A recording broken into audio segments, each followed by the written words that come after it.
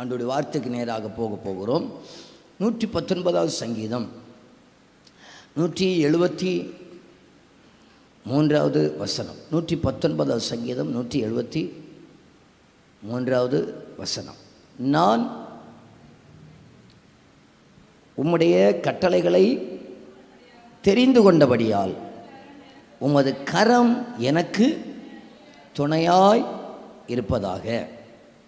பாருங்க, எல்லாரும் அந்த வலது கையை உயர்த்தி சொல்லுங்க, உமது கரம் எனக்கு துணையாய் இருப்பதாக. ஒரு வாட்டி கூட சொல்லி பாருங்க, உமது கரம் எனக்கு துணையாய் இருப்பதாக. இந்த சங்கீதக்காரன் ஆண்டவருடைய கரத்தை பார்த்து விட்டார், ஆண்டவருடைய கரத்தின் மகிமையை பார்த்து விட்டார். அது இன்னும் சொல்ல போனால் 18வது சங்கீதம் 35வது வசனத்தில் உம்முடைய வலது கரம் என்னை தாங்குகிறது அப்படின்னு சொல்கிறார். உம்முடைய வலது கரம் என்னை தாங்குகிறது என்று சொல்கிறார். 21வது சங்கீதம் 8வது வசனத்தில் சொல்லுகிறார், உம்முடைய வலது கரம் உம்மை பகைக்கிறவர்களை கண்டுபிடிக்கும் என்று சொல்கிறார். 45வது சங்கீதம் 4வது வசனத்தில் சொல்கிறார், உமது வலது கரம் பயங்கரமானவைகளை உமக்கு விளங்க பண்ணும் என்று சொல்லி. நான் கவனிங்க, பயங்கரமானவைகளை செய்கிற,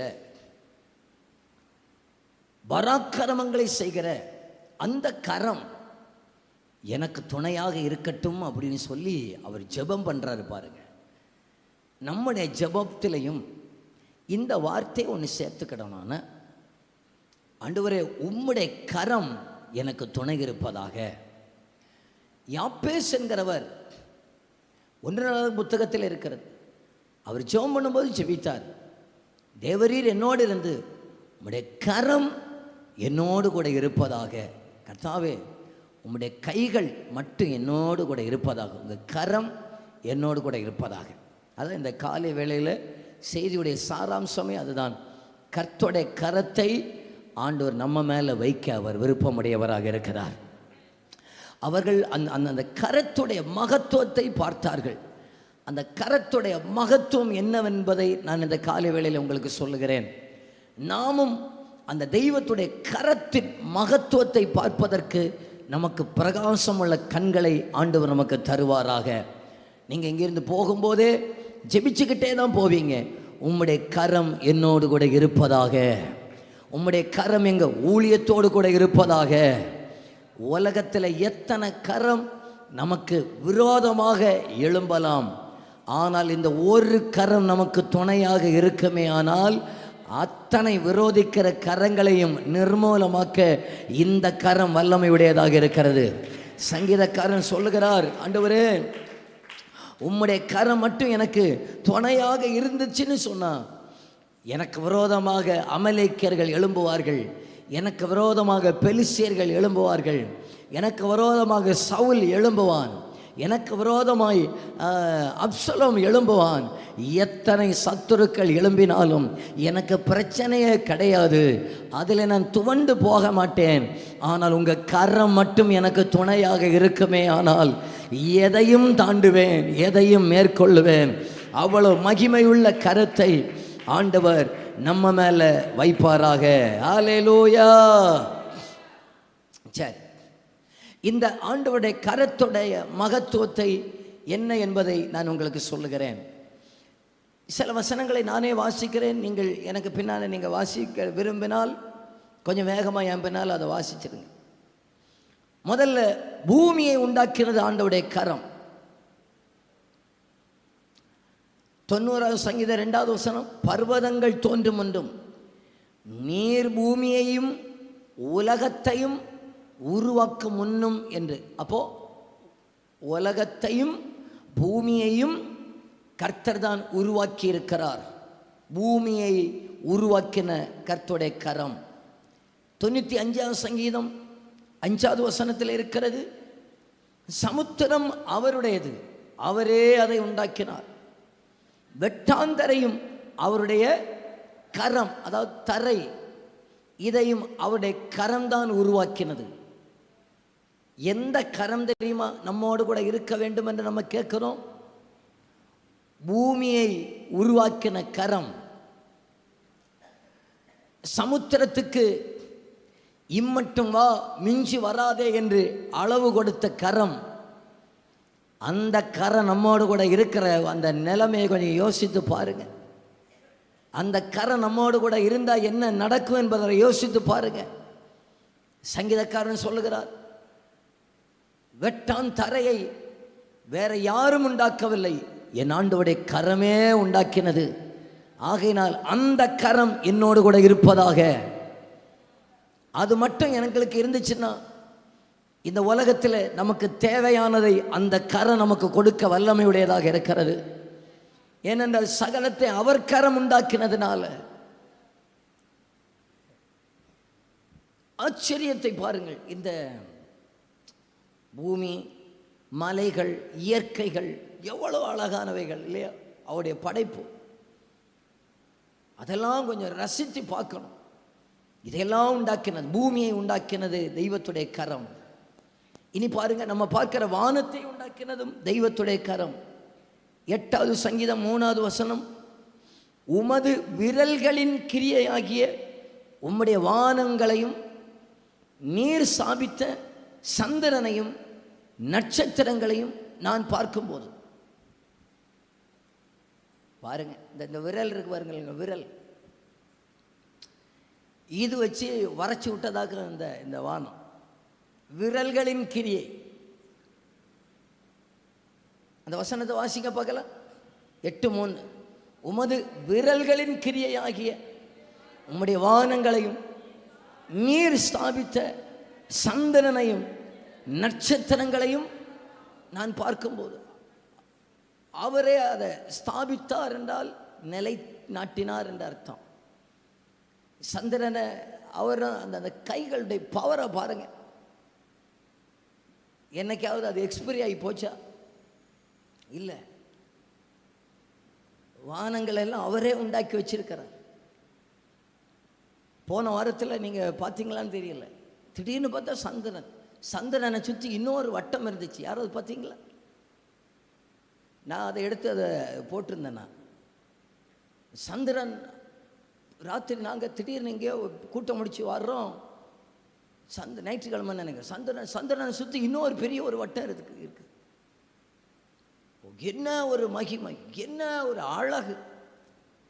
இதெல்லாம் ஆண்டவர் ஸ்தாபித்து, ஆண்டவர் அவருடைய கையினால இந்த விரல்னால வரைச்சி விட்டுருக்கிறாரு பாரு. இனி பார்த்தீங்கன்னு சொன்னா 19 சங்கீதம் 1வது வசனத்தில், வானங்கள் தேவனுடைய மகிமையை வெளிப்படுத்துகின்றன, ஆகாய விரிவு அவருடைய கரங்களின் கிரியா இருக்கிறது. வானத்தை பார்த்தா அவருடைய மகிமையை அதை ரெஃப்ளெக்ட் பண்ணது, வெளிப்படுத்துது. ஆகாய விரிவுகள் அவருடைய கரம் இதெல்லாம் உண்டாக்குறது. எபிரேயர் 1:10 இருக்கு, கர்த்தாவே நீர் ஆதியிலே பூமியை அசிவாரப்படுத்தினீர், வானங்கள் உம்முடைய கரத்தின் கிரியைகளாக இருக்கிறது. ஏசாயா 48:13, என் கரமே பூமியை அசிவாரப்படுத்தி. ஏசாயா 48:13, என் வலதுகை வானங்களை அளவிட்டது, நான் அவைகளுக்கு கட்டளையிட அவைகள் அனைத்து நிற்கும். கொஞ்சம் யூகிக்க முடியுதா? இந்த டிஸ்பிளே பார்த்து இந்த வசனத்தை வாசிங்க பார்க்கலாம். என் கரமே பூமியை அசிவாரப்படுத்தி என் வலதுகை வானங்களை அளவிட்டது, நான் அவைகளுக்கு போச்சு, நான் அவைகளுக்கு கட்டளையிட அவைகள் அனைத்தும் நிற்கும். ஆண்டவர் பார்க்க, நான் அளந்து கையினால நான் அளந்து போட்டிருக்கிறேன்ப்பா வானத்தை, நான் சொன்னா அதெல்லாம் நிற்கும். அந்த கரத்தை பற்றி நான் பேசிட்டு இருக்கிறேன். அந்த கரம் எவ்வளவு பவர்ஃபுல்லானதுன்னு பாருங்க. பூமியை அசிவாரம் போட்டதா? அது அசிவாரத்தை யாராவது பார்த்துருக்கீங்களா? ஒரு நாள் அவர் அந்த அசிவாரத்தை பொழிச்சு போட்டார்னா போதும், பூமியை காணாது. அசிவாரத்தை உண்டாக்கினவர் அசிவாரத்தை பொழிக்க தெரியாத? உலகத்தில் 4ல் 1 தான் பூமி இல்லையா? 3 பார்ட்டு தண்ணி, அதுக்கு உள்ள கொண்டு அஸ்திவாரத்தை போட்டிருக்கிறார். அஸ்திவாரத்தை போட்டு நம்மளெல்லாம் அதுக்கு மேலே நாட்டி, இதுக்கு மேலே அஸ்திவாரம் போட்டு நூற்றுக்கணக்கான மீட்டர் உள்ள உயரமான கட்டடங்களை கட்டி மனுஷன் என்னென்னமோ செஞ்சுக்கிட்டு இருக்கிறான். மனுஷனுடைய கருத்தை விட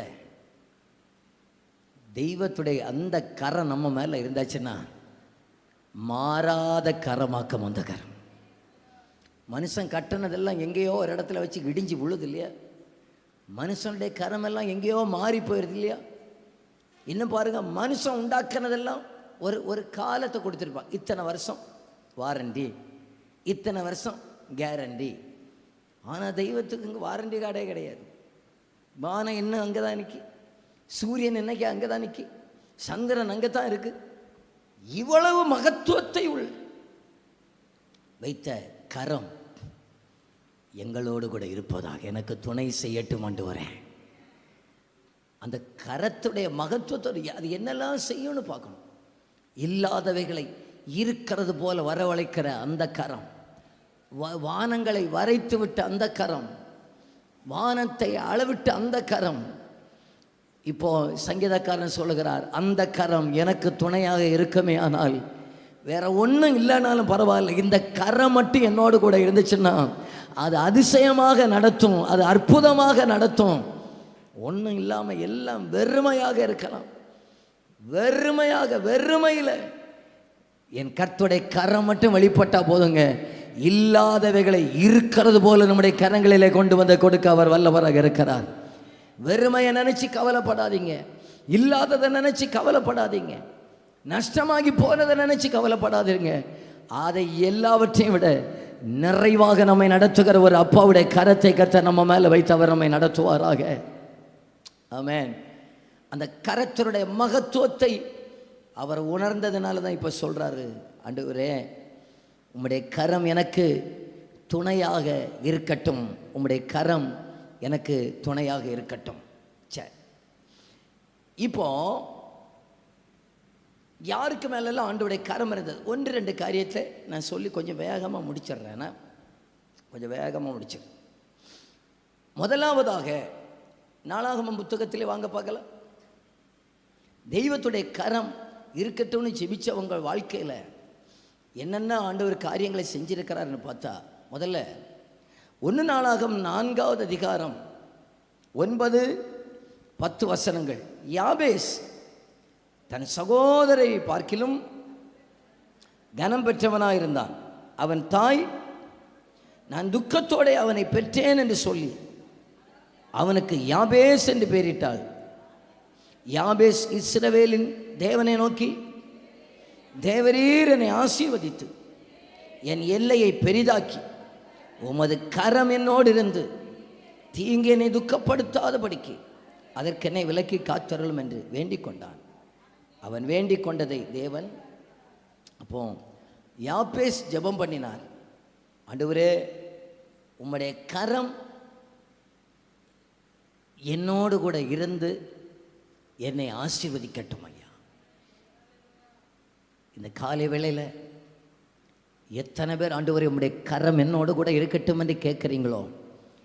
இந்த கரம் கைவிடாத கரமாக இருக்கிறது. அவர் வேற எதையும் கேட்கல. எனக்கு விரோதமாக எழும்புகிற கரம் எனக்கு சாதகமாக வரட்டும் என்று கேட்கல. அப்படி தாய் துக்கத்தோடு பெற்றெடுத்திருக்கலாம். குடும்பத்தில் இவருடைய பேர் இவன் ஏன் பிறந்தான்னு சொல்லியிருக்கலாம், இவன் பிறக்கிற நேரத்தில் பிறக்காமலே இருந்திருக்கலாம்னு சொல்லியிருக்கலாம். யார் என்ன சொன்னாலும் பரவாயில்ல, எனக்கு உம்முடைய கரை மட்டும் என்னோக்கு துணையாக இருந்தால் போதும் ஆண்டவரே. கீழே என்னன்னா அவன் கேட்டதை ஆண்டவர் அவருக்கு கொடுத்தார். இந்த காலை வேளையில் இவன் ஏன் பிறந்தானோ, இவன் ஏன் பிறந்தாலும் குடும்பத்துக்கு ஒரு பாரமாக மாறிவிட்டாளே என்று நம்ம பார்த்து சொல்லியிருக்கலாம், நகைத்திருக்கலாம். நம்ம கேட்க வேண்டியது, எனக்கு எந்த கரம் எனக்கு அனுகூலமாக வேண்டாம், கர்த்தருடைய கரம் மட்டும், வானங்களை விரித்த அந்த கரம், நட்சத்திரங்களை ஸ்தாபித்த அந்த கரம், சிங்காசனங்களை உண்டாக்கின அந்த கரம், அது மட்டும் எனக்கு அனுகூலமாக இருக்குன்னு சொன்னால், கர்த்தர் நான் வேண்டிக் கொண்டதை யாபேசுக்கு கொடுத்தது போல கர்த்தர் நமக்கும் கொடுப்பதற்கு அவர் வல்லமையுடையவராக இருக்கிறார். ஹல்லேலூயா, ஹல்லேலூயா, ஹல்லேலூயா, ஹல்லேலூயா.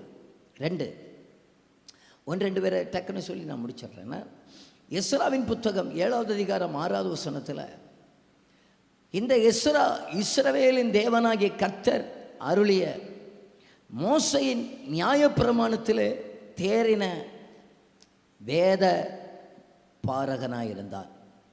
அவனுடைய தேவனாகிய எஸ்ரா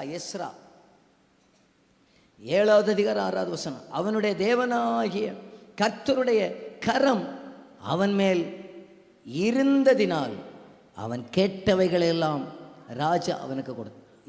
எஸ்தர் அல்ல, அவன் கேட்டவைகளெல்லாம் ராஜா அவனுக்கு கொடுத்தான்.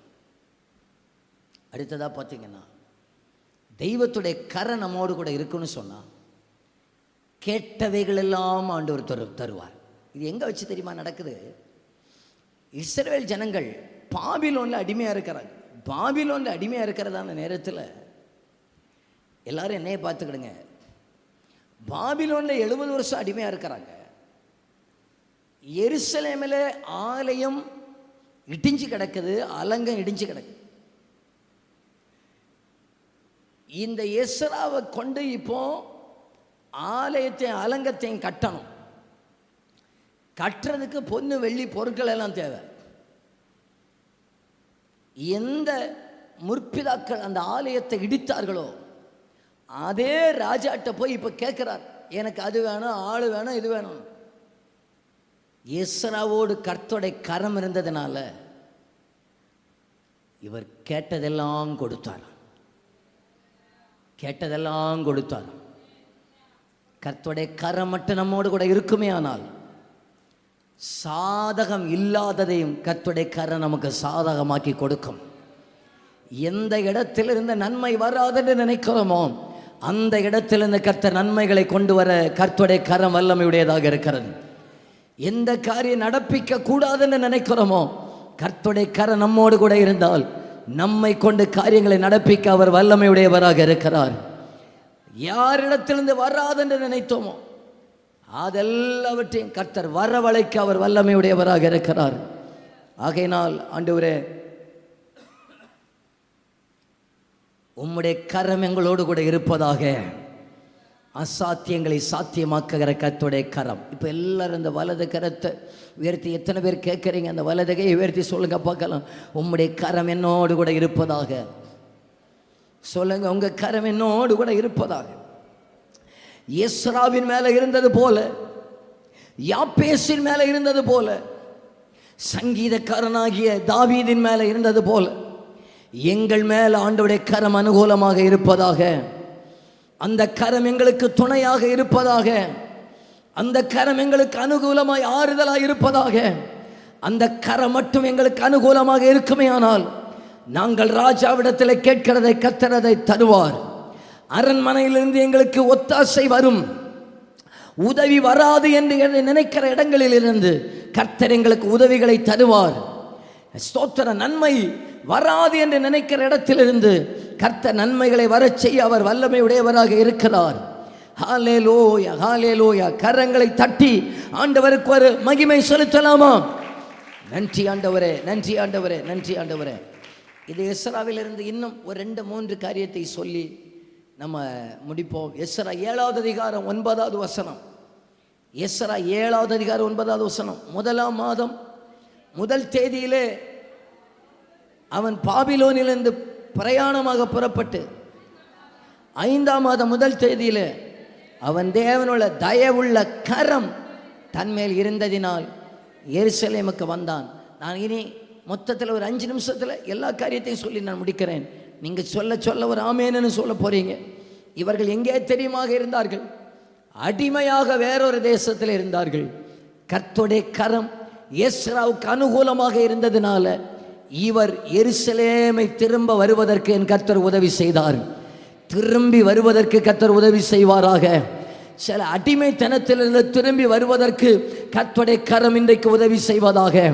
ஹல்லேலூயா. அன்றைக்கு எகிப்திலே இருந்த ஜனங்களை பொன்னோடும் பொருளோடும் அங்கே இருந்து வெளியே கொண்டு வந்தது போல சில அடிமைத்தனத்தில் இருக்கிறவர்களை நன்மைகளோடு திரும்ப வருவதற்கு கர்த்தர் உதவி செய்வாராக. எருசலேமின் வாழ்வை காண்பாய் என்று சொன்னவர், அவருடைய கரம் நம்மோடு கூட இருக்குமே ஆனால் எருசலேமின் வாழ்வை காண செய்வாராக. நாம திரும்பி வருவார்கள். தூர இடத்தில் இருக்கிறவர்களை குறித்து பயந்து கொண்டிருக்கிறீர்களா? சமாதானமாய் அவர்கள் திரும்பி வருவார்கள். சந்தோஷத்தோடு திரும்பி வருவார்கள்.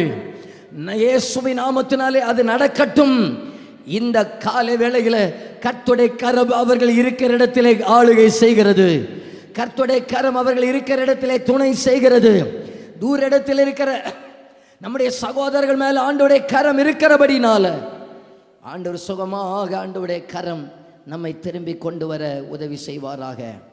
இனி 7வது அதிகாரம் 28வது வசனத்தில், அப்படியே என் தேவனாகிய கர்த்தருடைய கரம் என் மேல் இருந்ததினால் நான் திடன் கொண்டு இஸ்ரவேலில் சில தலைவரை என்னோட கூட வரும்படி சேர்த்து கொண்டேன். கர்த்தருடைய கரம் என்னோடு கூட இருக்கிறதினால் திடன் கொள்ள வைக்கிறவராக இருக்கிறார். என்னை திடன் கொள்ள வைக்கிறது கர்த்தருடைய கரம். பிரச்சனைகள் பல இருக்கலாம். 1 சாமுவேல் 2 சாமுவேல் 18 என்று நினைக்கிறேன். 18 தாவீதுடைய மனைவி பிள்ளைகள் எல்லாரையும் சிறைபிடித்து கொண்டு போய்விட்டார்கள். தாவீது கர்த்தருக்குள் தன்னை தடப்படுத்தி கொண்டான் என்று இருக்கிறது. கர்த்தருடைய கரம் யார் மேல் இருக்கிறதோ அவர்கள் தங்களை தடப்படுத்தி கொள்ளுவார்கள். அவர்கள் தங்களை தடப்படுத்தி கொள்ளுவார்கள். ஸ்தோத்திரம். இதுவரைக்கும் கைவிடாதவர் இனியும் கைவிட மாட்டார் என்கிற தடப்படுத்தல் நமக்கு உண்டாகும். கர்த்தருடைய கரம் நம்ம மேல இருக்கிறதுனால, அவர் அசையாத வானங்களையும் பர்வதங்களையும் அவருடைய கை உண்டாக்கினதுனால எனக்கும் எந்த மனுஷனாலும் எடுக்க முடியாத அசைக்க முடியாத நன்மைகளை கர்த்தர் எனக்கு தருவார் என்கிற திடனை கர்த்தர் நமக்கு தருவாராக. இந்த காலை வேளையில் கர்த்தருடைய கரம் நம்மை தடப்படுத்தட்டும். சந்தேகங்கள் மாற்றப்படட்டும். கர்த்தர் எனக்கு செய்வாரா செய்ய மாட்டாரா என்கிற சந்தேகங்கள் எல்லாம் விலகட்டும். அவருடைய கரம் நம்மை தடப்படுத்தட்டும். எனக்காக யாவையும் செய்து முடிப்பார் என்கிற நம்பிக்கை உண்டாகட்டும். எனக்காக எல்லாம் ஆயத்தப்பட்டு விட்டது என்கிற நம்பிக்கை உண்டாகட்டும். இயேசுவின் நாமத்தினால எங்களுக்காக கர்த்தர் வானத்தின் பலகணிகளை தரப்பார் என்கிற நம்பிக்கை உண்டாகட்டும். மல்கியா தீர்க்க தரிசன புத்தகத்திலே ஆண்டவர் சொன்னார், நான் வானத்தின் பலகணிகளை திறந்து இடங்கொள்ளாமல் போக மட்டும் உங்களை ஆசீர்வதிப்பேன். வானத்தை அவர் விரித்ததுனால அவரால் மட்டும்தான் வானத்தை திறக்க முடியும். வேற யாராலையும் வானத்தை திறக்க முடியாது. கர்த்தர் வானத்தின் பலகணிகளை கர்த்தர் நமக்காக திறப்பாராக. வானத்தின் நன்மைகளை இயேசுவின் நாமத்தினால் ஆண்டவர் நமக்கு திறந்து தருவாராக. வானத்திலிருந்து ஒத்தாசைகளை நமக்கு அனுப்பி தருவாராக. இடங்கொள்ளாமல் போகிற நன்மைகளால் கர்த்தர் நம்மை நிரப்புவாராக. ஸ்தோத்திரம். ஏனென்றால் வானத்தை விரித்தவர் அவரே திறக்க அதிகாரமுடையவர், அவரே பூட்டவும் அதிகாரமுடையவராக இருக்கிறார்.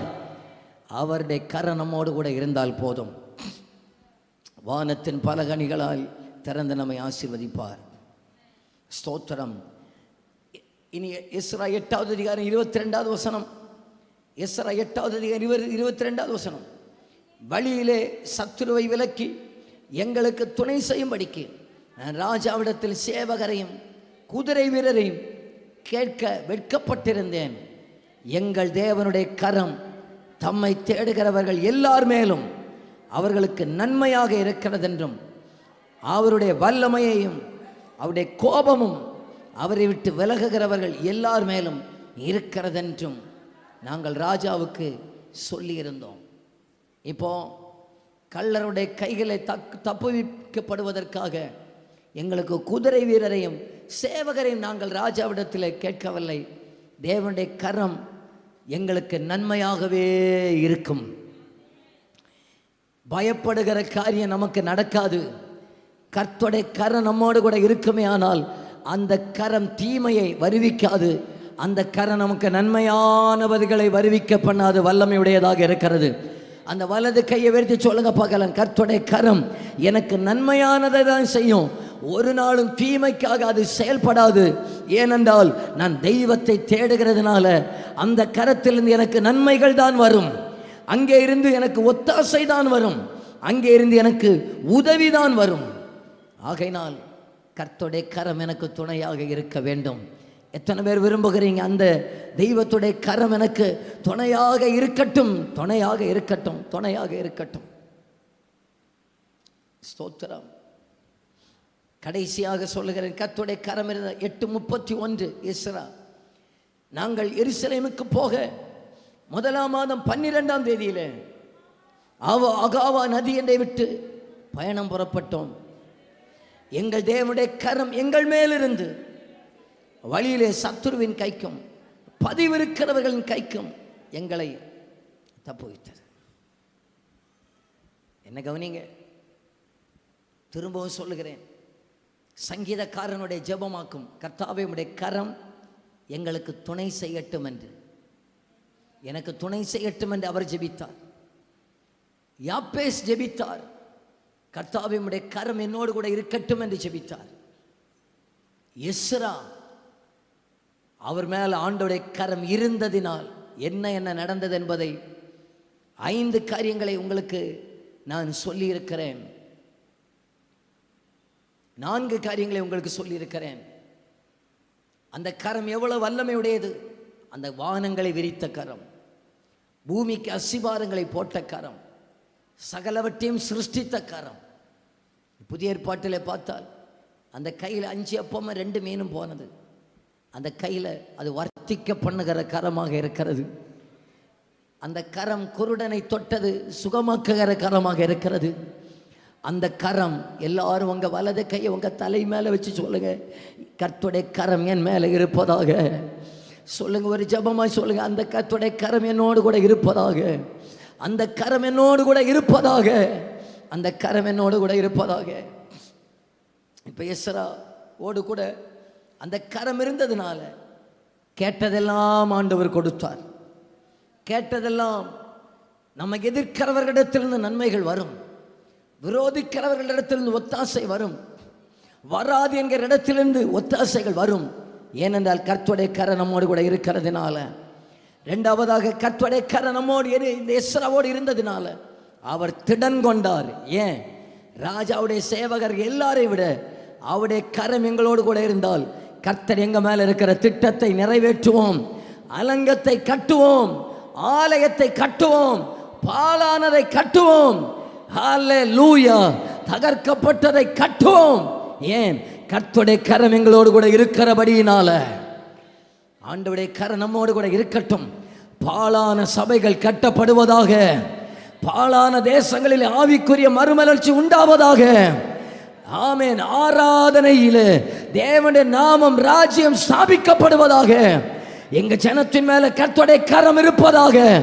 இருக்குமே, ஆனால் நாங்கள் திடன் கொள்ளுகிறோம். எங்களை கொண்டு கர்த்தர் கட்டுவிப்பார், எங்களை கர்த்தர் பயன்படுத்துவார், எங்களை பலப்படுத்துவார், எங்களை பயன்படுத்துவார், எங்கள் தலைமுறையை பயன்படுத்துவார், எங்கள் சபையை பயன்படுத்துவார் என்று நாங்கள் திடன் கொள்ளுகிறோம். நாங்கள் திடன் கொள்ளுகிறோம். எஸ்ராவுக்குள்ள பயங்கர தைரியம். ஏன்?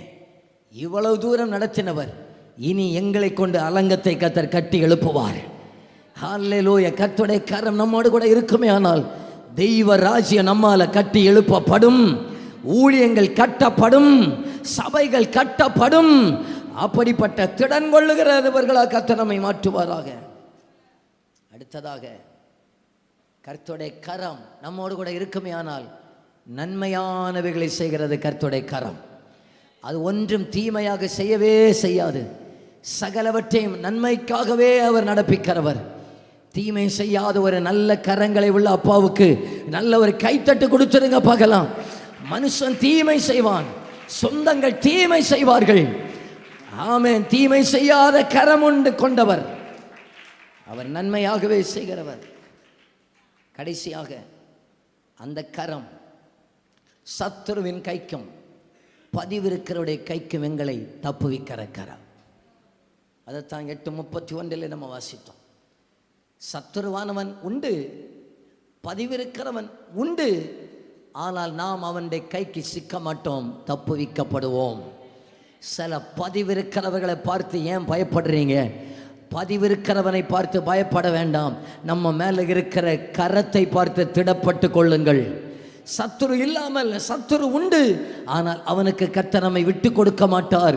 அவனுக்கு கர்த்தர் நம்மை விலக்கி பாதுகாக்கிற ஒரு உன்னதமானவருடைய கரம் நம்மோடு கூட இருக்கிறது. இப்போ எத்தனை பேர் கேட்குறீங்க அந்த கரம் எனக்கு தேவைன்னு சொல்லுகிறவங்க? ஹல்லேலூயா. அந்த வலது கரத்தை உயர்த்துங்க பார்க்கல. கர்த்தருடைய கரம், தேவரீருடைய கரம் என்னோடு கூட இருக்கட்டும் ஆண்டவரே. தேவரீருடைய கரம் என்னோடு கூட இருக்கட்டும் ஆண்டவரே. தேவரீருடைய கரம் என்னோடு கூட இருக்கட்டும் ஆண்டவரே. ஹல்லேலூயா. காக்கும் கரங்கள் உண்டனக்கு காத்திடுவா கிருபையாலே. காக்கும் கரங்கள் உண்டனக்கு காத்திடுவா கிருபையாலே. அல்லேலூயா. பாடி பாடி அலைகளை நான் தாண்டிடுவே நம்புவே இயேசுவை நம்புவே இயேசு. நீங்க தைரியமா போங்க. கர்த்தருடைய கரம் நம்மோடு கூட தான் இருக்கிறது. நிந்திக்கப்பட்ட இடத்துல யாப்பேசை உயர்த்தின ஆண்டவர், அவருடைய கை மட்டும் என்னோடு கூட இருந்தா போதும். பிரச்சனை ஏன் பார்த்து சோர்ந்து போறீங்க? கரத்தை பார்த்து திடன் கொள்ளுங்கள். கர்த்தர் நம்மை கொண்டே காரியங்களை செய்ய போகிறார். நம்மை கொண்டே எடுத்து கட்ட போகிறார். நமக்கு விரோதமாக எழும்புகிற ஆயுதங்கள் வாய்க்காமல் போகும். பாஸ்டர், கண்ணை திறந்தா சத்துரு தெரிகிறான், பதிவிருக்கிறவன் தெரிகிறான். இனி கண்ணை திறந்தா நம்ம மேல இருக்கிற அழைத்தவுடைய கரம் நமக்கு தெரியட்டும். நம்ம மேல இருக்கிற ராஜாவுடைய கரம் தெரியட்டும்.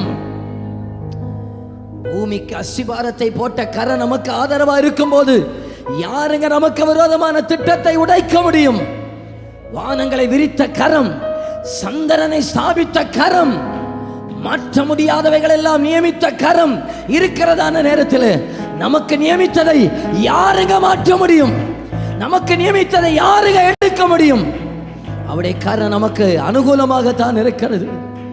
ஹல்லேலூயா. தீமை செய்கிறவர்கள் உண்டு, தீமை செய்கிற மனிதன் உண்டு. ஆனால் அதன் மத்தியில் நன்மை செய்கிற அப்பாவுடைய கரம் இந்த காலை வேளையில் சிலருக்கு அனுகூலமாய் வெளிப்பட போகிறது.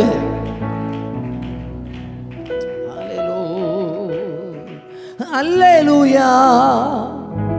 பாடி பாடி அலைகளை நான் உங்க கரம் இருக்க பயமில்லையே. உங்க கரம் இருக்க சொல்லுங்க பார்க்கலாம். உங்க கரம் இருக்க பயமில்லையே. இந்த வாரத்தில் நல்ல செய்திகள் வரும் என நம்புகிறேன் இயேசுவின் நாமத்தினால. தூர இடத்தில் இருந்த நல்ல செய்திகளை கர்த்தர் கேட்க செய்வாராக. தூர இடத்தில் இருக்கிறவர்கள் சமாதானத்தோடு சொந்த இடத்துக்கு திரும்ப வருவார்களாக. அடிமைத்தனத்தை விட்டு வெளியே வருவார்கள். ஏனென்றால் அவருடைய கரம் நமக்கு அனுகூலமாக இருக்கிறதுனால. அந்த சில பலவீனங்களுடைய செய்திகளை பார்த்து தோழ வேண்டாம், திடன் கொள்ளுங்கள். இன்றைக்கு அந்த பலவீன சரீரங்களில் அப்பாவுடைய கரம் வெளிப்பட போகிறது. அப்பாவுடைய ஆளுகை வெளிப்பட போகிறது. தூர இடத்தில் அந்த நல்ல செய்திகள் வரும் இயேசுவின் நாமத்தினால. ஹல்லேலூயா. காக்கும் கரங்கள் உண்டனக்கு காத்திடுவா கிருபையாலே. அப்படியே கையை தட்டி பாடலாமா? அப்படியே பைபிள் எல்லாம் மூடி வைங்க பார்க்கலாம். உங்களை எழுப்பி விடுறதுக்கு கஷ்டமா தான் இருக்கு. அப்படியே உட்கார்ந்துக்கிடுங்க. ஹல்லேலூயா. நம்ம இந்த வார்த்தைகளை தியானித்தோம் பார்த்தீங்களா? இது அப்படியே நீங்க ரிவைன் பண்ண போறீங்க. கர்த்தருடைய கரம் நம்மை போல ஒரு சாதாரண ஒரு மனிதனுக்கு மேல இருந்ததுனால நன்மைகளை தேடி வர வைத்தார். பொல்லாங்கனுடைய கைக்கு காப்பாற்றினார். அதே கரம் நமக்கு அனுகூலமாக இருந்து தயை செய்யட்டுமே சுபி நாமத்தினால, உதவி செய்யட்டுமே சுபி நாமத்தினால.